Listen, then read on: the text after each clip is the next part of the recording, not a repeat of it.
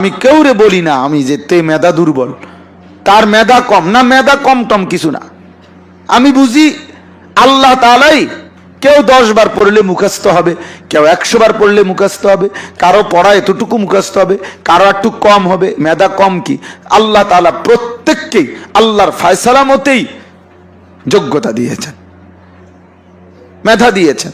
আতা কুল্লা শাইইন খালকাহু সুম্মা হাদা। আল্লাহ বলছেন আল্লাহই সকলকে সৃষ্টি করেছেন, আবার তিনি প্রত্যেককে হেদায়েত দিয়েছেন, প্রয়োজন পরিমাণ বুদ্ধি বিবেচনা আল্লাহই দিয়েছেন। এই জন্য আপনার চতুষ্পদ জন্তুর মেধা আমাদের মেধা বরাবর না, কিন্তু কম বেশি মেধা বুদ্ধিমত্তা প্রয়োজন পরিমাণ জানোয়ারেরও আছে, জানোয়ারেরও আছে। নাহলে একটা পিঁপড়া কেমনে বুঝে যে তার খাবার তাকে গর্তের মধ্যে আইনা সংগ্রহ করতে হবে? একটা কুকুর কেমনে বুঝে যে লাঠি আলগি দিলে সে দৌড় মারে? সে বুঝলো কেমনে? এটা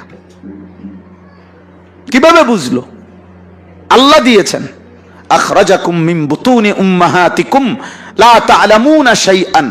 আল্লাহ বলেন আল্লাহই তোমাদেরকে মায়ের পেট থেকে বের করে এনেছেন, তিনি বের করেছেন। যখন তিনি বের করছেন মায়ের পেট থেকে, আল্লাহ বলেন লা তা'লামুনা শাইআন, তোমরা তখন কিছুই জানতে না, কিছুই না, কিছুই না, কিচ্ছু জানতা না। আমি আল্লাহই তোমাদেরকে প্রয়োজন পরিমাণ ধীরে ধীরে ধীরে ধীরে যাবতীয় ইলম, যাবতীয় বুদ্ধি বিবেচনা, কোনটা করতে হবে, কি বলতে হবে, কি চাইতে হবে কেমনে। ছোট বাচ্চা চায় কান্নার মাধ্যমে, আবার একটু পরে বাচ্চা চায় মুখের শব্দের মাধ্যমে। প্রথম তো মুখ দিয়ে শব্দ করতে পারে না, তো এর বিকল্প বুদ্ধি আল্লাহ দিছে, কাঁদো। তো এক সময় তাকে কান্নার মাধ্যমে তার প্রয়োজন পূরণ করে, আরেক সময় কথার মাধ্যমে প্রয়োজন পূরণ করে। এই উভয় যোগ্যতা তাকে দিয়েছেন কে? আল্লাহ দিছেন, তাকে আল্লাহ দিছেন। এটা এই জন্য বাবা এটা জরুরি, এটা বোঝা জরুরি। আমরা কিছুই জানতাম না। মেধা বলতে কম, কম কি আবার? তো এটা তো হলো যে তার মেধা হওয়ার কথা ছিল 1 কেজি, ওজনে পাওয়া গেছে এখন 800 গ্রাম, তো 200 গ্রাম কম। তুমি কেমনে বুঝছো এটা? এটা কি দিয়ে ওজন হয়েছে? হ্যাঁ, তুমি মেহনত করো, তোমারে দিয়ে যদ্দূর দিবে আল্লাহ, এটা তো আল্লাহর ফয়সালা। ফয়সালাটা কার? আল্লাহর ফয়সালা না। এই জমিনে একটা পাতা পড়ে না আল্লাহর ফয়সালা ছাড়া। তো তাহলে তুমি পড়া আজকে শেষ করবা না কালকে শেষ করবা? তুমি হাফেজ হইবা এই মাসে না আগের মাসে? তুমি কোরআনুল কারীম 1 পৃষ্ঠা সবক দিবা না না দিবা, পারবা না না পারবা? তোমার এই কথা বলার দরকার কি? আমার মেধা কম বা যোগ্যতা কম, কি মেধা কম কি তুমি কেমনে বুঝছো? মেধা বেশি হয় কদ্দুর হইলে? কার মতো হইলে কয় মেধা বেশি? মাওলানা রুহুল আমিন কব। আমার কথাটা বুঝছো নি? মানে এটার মেয়ার কি, মানদণ্ড কি? তোমার মতো হইলে নাকি রহমতুল্লাহ সাহেবের মতো হইলে?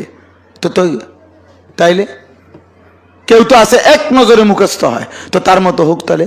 তো তার তুলনায় তো বাকিদের মেধা কম। কেউ তো আছে 2 বার পড়লে হয়ে যায় মুখস্থ, তো তার তুলনায় তো বাকিদের মেধা কম। তাহলে এটা তো একটা আপেক্ষিক বিষয়, আপেক্ষিক না? এটা আপনি কেমনে মিলাইবেন? একটা স্ট্যান্ডার্ড মেধা যে এতটুকুর হইলে সমান, এত বেশি হইলে বেশি, এর চাইতে কম হইলে কম, এটা কি? নাই, এমন কিছু নাই। আল্লাহ তাআলার দান, পুরা বিষয়টা আল্লাহর দান। এলেম কার দান? আল্লাহর দান। তোমার যোগ্যতা আল্লাহর দান, আল্লাহর দান। তুমি মেহনত করো, তুমি আখলাক গড়ো, তুমি পড়ো, তুমি নিজেকে গড়ো। আগামীর সময়টায় উপযুক্ত আলেম দরকার, উপযুক্ত রাহবার দরকার। জানো না মানুষ, আমি শুধু তোমাদেরকে বুঝার জন্য বলি, মানুষ চাতক পাখির মতো, মানুষ তৃষ্ণার্ত পাখি মানুষের মতো ইসলামের অপেক্ষায় আছে। কোন জায়গায় গুনাহ আর এখন জমে না। সারা বাংলাদেশ আমরা ঘুরি, কই আমি একটা সব দেখছি কত ক্রিকেট টুর্নামেন্ট হইতো, ফুটবল টুর্নামেন্ট হইতো, গান বাদ্যের আয়োজন হইতো, এইগুলি চলে না কোনখানে, কোথাও চলে না। এগুলা মজা পায় না। এর শেষ মোবাইলটা নিয়ে গুনার যুদ্ধ চলতেছে। এইটা কয় কিছুদিনের মধ্যে ইনশাআল্লাহ মাঠে মারা যাবে। দেখো আমি বললাম তো, এইটা ছাড়া গুনার আর কোনো জমা আড্ডা আর কোনখানে জমে না, জমে না। আমরা ছোটবেলায় দেখছি গোল্ড কাপ টুর্নামেন্ট, রৌপ্য কাপ টুর্নামেন্ট, মোটরসাইকেল দিয়া টুর্নামেন্ট আসিল না আগে, রাত জায়গা খেলতো। কই এগুলার এখন বেল নাই, বেল নাই এগুলা গুনা। আমি কালকে আমি আশ্চর্য হয়েছি, মানে আমার মূল মাহফিল ছিল তো আসার পথে একটা মাদ্রাসা রবিগঞ্জের, নবীগঞ্জ, ওই মাদ্রাসা 72 বছর পূর্বের মাদ্রাসা, মানে মাদানী রহমতুল্লাহ আলাই থেকে শুরু করে জগৎ বিখ্যাত যত বুজুর্গ সব ওই মাদ্রাসায় আসছেন। তো এই বছরের মাহফিলে অলিপুরি দামাত বারাকাতুহুম সহ বাংলাদেশের আরো বড় বড় 5-6 জন আলেম ওনারাও আসছেন, বয়ান করছেন। তো ওনাদের খুব আবদার ছিল আমার একজন ঘনিষ্ঠ লোকের কাছে, মোশারফ ভাই মৌলানা, উনি আমার সাথে সবসময় থাকে সিলেট গেলে মাহফিলে। তো ওনার কাছে ওনারা হাত জোর করে আবদার করে রাখছে যে যদি হুজুরে রাত 1টায় হোক 1:30টায় হোক, মানে আমি এদিক দিয়ে আসমু, আমি ফিরে আসবো এই রোড দিয়ে, একটা রোডের সাথে, যদি হুজুরের মর্জি কুলায় যখনই হয় কদ্দুর আইয়া ঢুকবে আমগরে একটু দোয়া করে দিয়া যাবে হুজুরে, আমার তার আবদার করছে। তো আমি ওই প্রাচীন মাদ্রাসা, বুজুর্গদের মাদ্রাসা এসব শুই না, আমি বলছি আচ্ছা ঠিক আছে, আমার সব 3টা মাহফিলের আগে এগুলো শেষ কইরা যাওয়ার সময় যদি পারি আমি ঢুকমু। ওনারা এর ভিত্তিতেই এই নাম পোস্টারে নাম দিছে আমার, এবং বলে রাখছে সবার কাছে যে হুজুরে বলছে 1টায় পারুক 1:30টায় পারুক, পারিলে আইব কইছে, এতটুকু বলছেও তারা। আজীব, রাত 1:10 যখন বাজে আমি তখন ওখানে ঢুকছি, রাতের 1:10 বাজে তখন মাহফিলে। এরা আপনার মানে ঢুকে দেখি এটা কি কারবার, কত হাজার পোলাফাইন এখানে, আল্লাহ বলতে পারে। আজীব ব্যাপার। ওই মোহতামিম সাহেব হুজুর ইমাম সাহেব কইতেছে হুজুর আমি আজ 35 বছর এই মাদ্রাসায়, 35 বছরের জীবনে আমি আর কোনোদিন এই ফুলাইন দেখছি না, এটি করতে আইলো।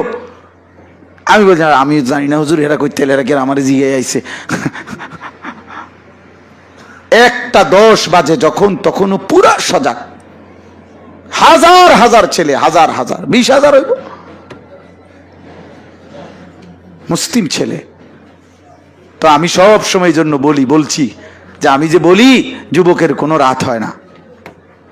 যুবক যদি মন চায় ঘুমাইবো তাইলে ঘুমায়, হ্যাঁ যদি মনে করে সজাগ থাকবে সারা রাত, এটা কোনো বিষয় না তার জন্য কোনো বিষয় না। রাত 2:15 2:30টায় মুনাজাত শেষ হয়েছে, ওই পর্যন্ত তারা বয়ানে ছিল। তাহলে এর অর্থ হইল, আমি এটা বুঝাইতে চাইতেছি, এর উদ্দেশ্য হইল, অর্থ হইল যে আলহামদুলিল্লাহ রাতভর দিনভর আগামীর সম্ভাবনা যে মুসলিম ছেলেরা, কিশোর যুবক আল্লাহর দিকে ফিরতেছে, আল্লাহর দিকে ফিরতেছে, ইসলামের দিকে ফিরতেছে। আগামী সময়টা ইনশাআল্লাহ ইসলামের বিজয়ের সময়। এই সেদিন তোমরা যদি উপযুক্ত আলেম হইতে পারো তো হয়তো আমরা থাকবো না, কিন্তু ইনশাআল্লাহ তোমরা জাতির রাহবারি করতে পারবা, রাহবারি করতে পারবা। আমি বললাম তোমরা ভালো করে পড়ো, মেহনত করো বাবা, আগামী দিনে তোমরা ভালো করতে পারবা, ভালো করতে পারবা, অনেক বড় সম্ভাবনা আছে।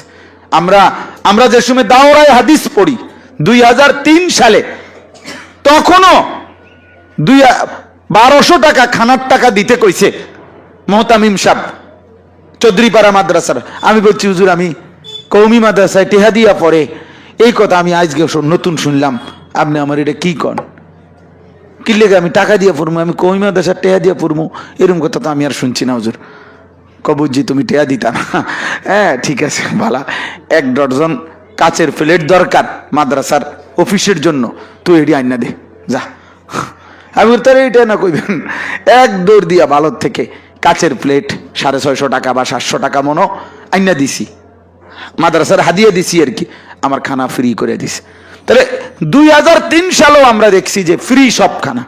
আমাদের পূর্বসূরীরা এই 1200 টাকা 1400 টাকা 2000 টাকা বেতন, 3000 টাকা বেতন, শিক্ষকের বেতন বেটা, দিনকে দিন অভুক্ত থাইকা দুয়ারে দুয়ারে খুঁজা কষ্ট কইরা মাদ্রাসাগুলো চালু রাখছে। ওনাদের চোখের পানি, ওনাদের পেটের ক্ষুধার কষ্ট, পারিবারিক কষ্ট, এই সব কিছুর বিনিময়ে এখন আইসা আমরা 3 বেলা খানা খাই। এখন আমাদের সারা বাংলাদেশের অসংখ্য মাদ্রাসা 7,000 টাকা, 5,000 টাকা, 12,000 টাকা মাসে বেতন, ছাত্র বেতন। এখন আলহামদুলিল্লাহ এয়ার কন্ডিশন রুম, এসি রুমে অফিস, এসি রুমে দফতর, অত্যাধুনিক ব্যবস্থাপনা। তো এটা তো উনাদের অবদান। আমাদের পিছনের ওয়ালাদের চোখের পানির বরকতে আজকে আমাদের আমলে এতটুকু। আমরা যদি একটু কষ্ট করে যাই আবার আমাদের আমলে, ইনশাআল্লাহ তোমরা আমাদের চাইতেও বেশি সুখে ইসলামের খেদমত করতে পারবা ইনশাআল্লাহ। বাকি কথা হইল আগামী দিনে দেখবা ইমানের জন্য, ইসলামের জন্য। আজকে আফগানিস্তানের মূল ইন্টারন্যাশনাল এয়ারপোর্ট যেটা, আফগানিস্তানের প্রধান বিমানবন্দর যেটা, এই বিমানবন্দরের প্রথম মেন অফিসার যিনি, পুরা বিমানবন্দরের সমস্ত বিমান যার অনুমতিতে উঠে নামে, এই উনি ওইখানে বসেই এটার সিগন্যালও দেয়, সইও দেয়, অনুমোদনও দেয়, নাহবেমির কিতাবও পড়ে, ওই কিতাবও পড়ে, সবকও পড়ে, আবার বিমান নামায় উড়ায়। হ্যাঁ বাবা, সারা পৃথিবী অবাক যে মাদ্রাসার তালেবে এলেম, এরা তো সব মাদ্রাসার ছাত্র। তালেবান এরা মাদ্রাসার ছাত্র না? তাহলে এই সমস্ত মাদ্রাসার ছাত্র একটা দেশ সামলাইতেছে। আফগানিস্তান কত বড় জানুনি? এই ময়নামতি ইউনিয়নের সমান। বুঝো তুমি? এরকম বাংলাদেশ 2-4-20-40টা একত্র করলে গোটা বাংলাদেশ, তার চাইতে বহুত বড় আফগানিস্তান, বিশাল বড়, বিশাল। পাহাড়ি এলাকারই তো কোনো কুল কিনারা নাই। এত বড় দেশটা সামলাইতেছে সব তালেবে এলেম, সব মাদ্রাসার ছাত্র। আলহামদুলিল্লাহ। ওই দিন পত্রিকায় দিছে যে হায় দেখো দুনিয়াবাসী, পৃথিবীর সকল জায়গায় সেনাবাহিনীর সদস্য দাড়িবিহীন বেশি, দাড়ি রাখলে আরো চাকরি করতে দিতে চায় না, কত অনুমতি নিতে হয়। আর পৃথিবীর এই এক দেশের সেনাবাহিনীর সদস্য দাড়ি ছাড়া হইলে চাকরি মিলে না, দাড়িওয়ালা সব। এই জন্য চলো বাবা, ইনশাআল্লাহ স্বপ্ন দেখো, তোমার দ্বারা অনেক কিছু হবে। হবে তো ইনশাআল্লাহ? পড়বা তো ইনশাআল্লাহ? মেহনত করো, হিম্মত করো, চরিত্র সুন্দর করো, নষ্ট হবা না। একটা মোবাইলের জন্য নষ্ট হয়ে যাইও না। এত বড় এলেমের রাস্তা ছেড়ে দিও না একটা মোবাইল দেখবার জন্য, একটা মোবাইল বাড়িতে একটু আড্ডা দেওয়ার জন্য, নিজের শরীরের একটু আরামের জন্য আল্লাহকে ছেড়ে দিও না, আল্লাহকে ছেড়ে দিবা না, এলেমের রাস্তা ছেড়ে দিবা না, কোরআনের রাস্তা ছেড়ে দিবা না। আল্লাহ আমাদেরকে তৌফিক দান করেন, আল্লাহ আমাদেরকে হিম্মত দান করেন, আল্লাহ আমাদেরকে এলেম, আমল, আখলাক, তাকওয়া দান করেন। ঠিক আছে ইনশাআল্লাহ? পরীক্ষার জন্য প্রস্তুতি নিচ্ছ তো সবাই? মেহনত করতেছো নি সবাই? ইনশাআল্লাহ মেহনত করতে থাকো। আল্লাহ তৌফিক দান করেন, আল্লাহ তোমাদেরকে কবুল করেন। সুবহান।